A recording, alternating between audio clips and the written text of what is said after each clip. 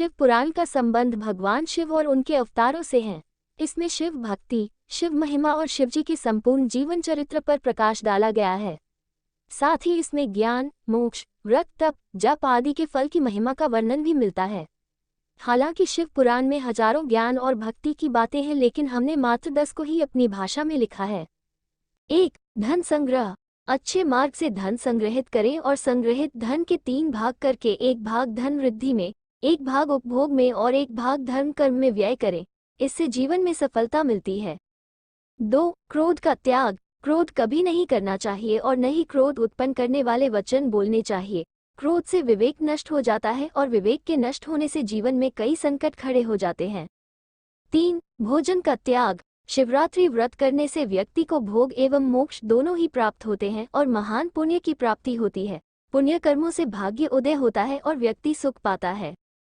4. संध्या काल।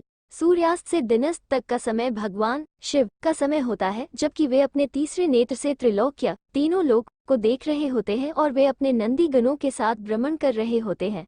इस समय व्यक्ति यदि कटु वचन कहता है, कलह क्रोध करता है, सहवास करता है, भोजन करता है, यात्रा करता है या कोई पाप कर्म करता है तो उसका घोर रहित होता है।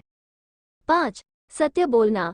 मनुष्य के लिए सबसे बड़ा धर्म है सत्य बोलना या सत्य का साथ देना, और सबसे बड़ा अधर्म है असत्य बोलना या असत्य का साथ देना। 6. निष्काम कर्म। कोई भी कार्य या कर्म करते वक्त व्यक्ति को खुद का साक्षी या गवाह बनना चाहिए कि वो क्या कर रहा है। अच्छा या बुरा सभी के लिए वही खुद जिम्मेदार होता है।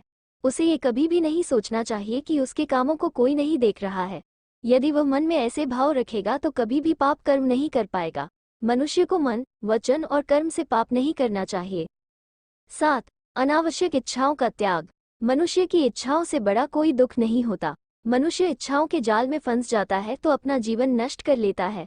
अतः अनावश्यक इच्छाओं को त्याग देने से ही महासुख की प्राप्ति होती है। 8. मोह का त्याग। संसार में प्रत्येक मनुष्य को किसी न किसी वस्तु, व्यक्ति या परिस्थिति से आसक्ति या मोह हो सकती है। यह आसक्ति या लगाव ही हमारे दुख और असफलता का कारण होता है।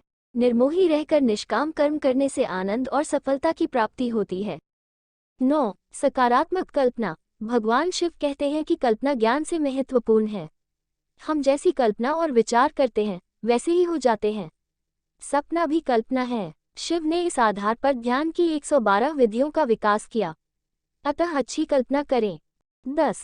पशु नहीं आदमी बनो। मनुष्य में जब तक राग, द्वेष, ईर्ष्या, वैमनस्य, अपमान तथा हिंसा जैसी अनेक पार्श्विक वृत्तियां रहती हैं, तब तक वह पशुओं का ही हिस्सा है।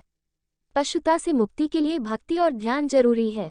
भगवान शिव के कहने का मतलब यह है कि आदमी एक अजायब घर है।